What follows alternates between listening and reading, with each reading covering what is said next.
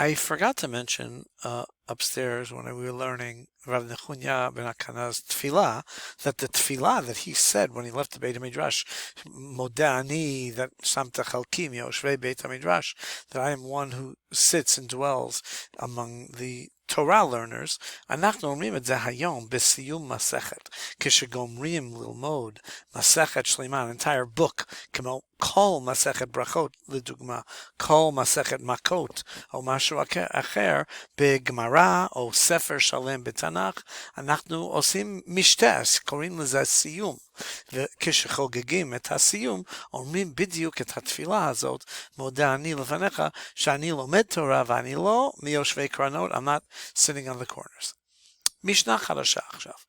המשנה אומרת, מחלוקת. רבי גמליאל אומר בכל יום ויום מתפלל אדם 18.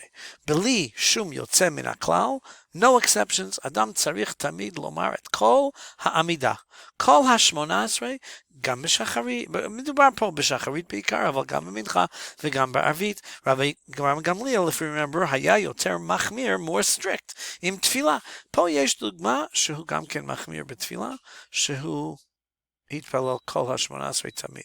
רבי יהושע, כשראינו שהוא יותר מקל בתפילת ערבית, רשות, הוא גם מקל פה, הוא אומר מעין י"ח, מעין 18, ולמדנו שמעין 18 זה קיצור של העמידה, אומרים את השלוש ברכות הראשונות של שבח, זה אומרים, right, אבות and גבורות, מחיי המתים, and then אתה קדוש, זה אומרים בוודאי, ובאמצע אומרים, בלי לומר 13 ברכות, אומרים סיכום, הסמרי של כל העמידה, we'll see it in a second, ואז 3 ברכות של הודעה בסוף, רצי, מודים ושים שלום, אומרים את כל הברכות האלו ביחד, אז סך הכל זה 7 ברכות, כי יש רק ברכה אחת באמצע, ברוך אתה השם שומע תפילה, ופה יש קיצור של כל העמידה. הביננו לדעת, זה מכונן הדעת, ומוד לבנו ליראתך, יראה, מדובר על הרוצה בתשובה, ותסלח לנו, זה כמו סלח לנו,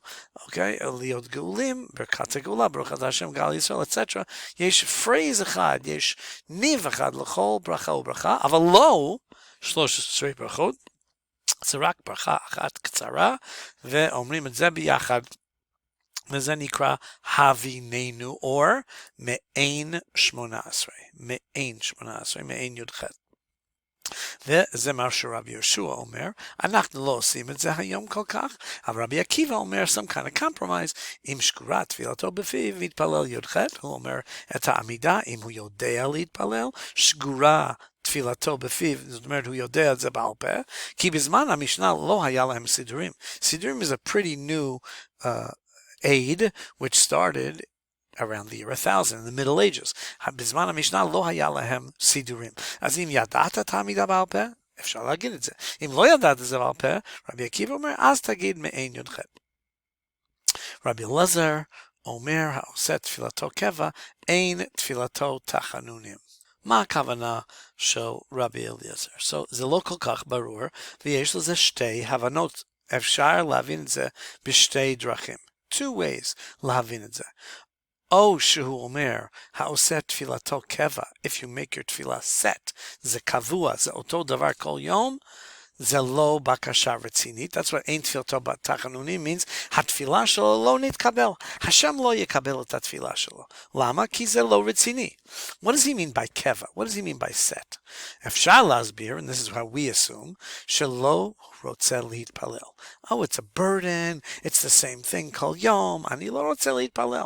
אם הוא לא רוצה להתפלל, וזה מסע עליו, it's a burden to him, אז איך אני יכול לומר את זה? אני לא רוצה להגיד את זה.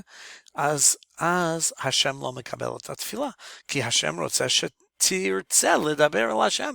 הוא רוצה שנשתדל להתקשר, to connect עם השם ולהתפלל אליו ולדבר איתו. ואם זה מסע, if it's just a burden, oh gosh, I have to pray now, it's not fair, אז השם לא יקבל את התפילה שלי. That's one way, and that's how we generally assume. שהכוונה של רבי אליעזר זה שאני צריך לאהוב את תפילה ולרצות להתפלל, to feel a connection to God וכו'. אבל יש הסבר אחר.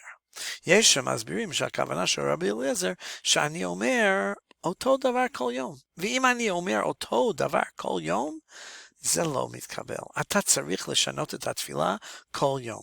And if that's true, שהוא אומר שאסור להתפלל את אותו דבר כל יום, אז הוא חולק על כל התנאים האחרים במשנה.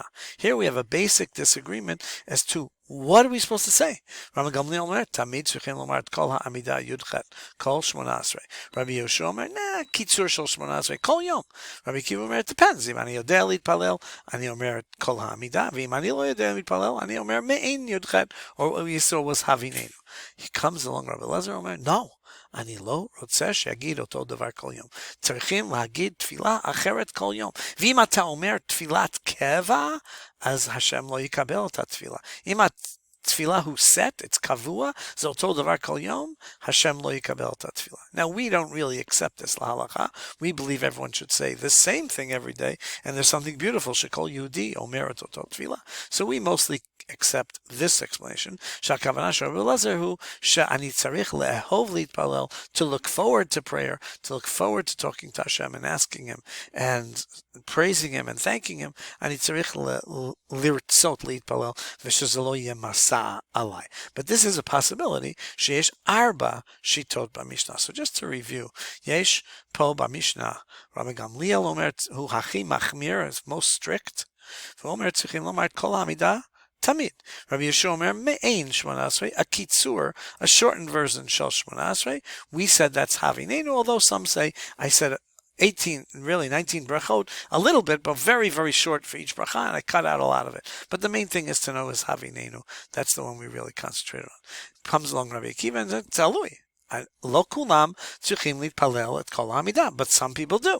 אם אני יודע את התפילה בעל פה, אני אומר את כל העמידה. אם אני לא יודע, אז אני אומר מעין 18, הביננו. And it could be שרבי אליעזר חולק ואומר, אני לא רוצה שתתפלל את אותו דבר. He disagrees with all of them. אני לא רוצה שתתפלל את אותו דבר כל יום, אלא תתפלל דבר שונה כל יום. Those are the 4 short parts that we learned, which are represented in these questions 29 through 34. I hope you have a great day, and I hope this helped you a little bit in studying. Hatzlacha Rabbah. No one's going to need luck, but you all know it, and I have a lot of confidence in you, and you'll do well. Hatzlacha.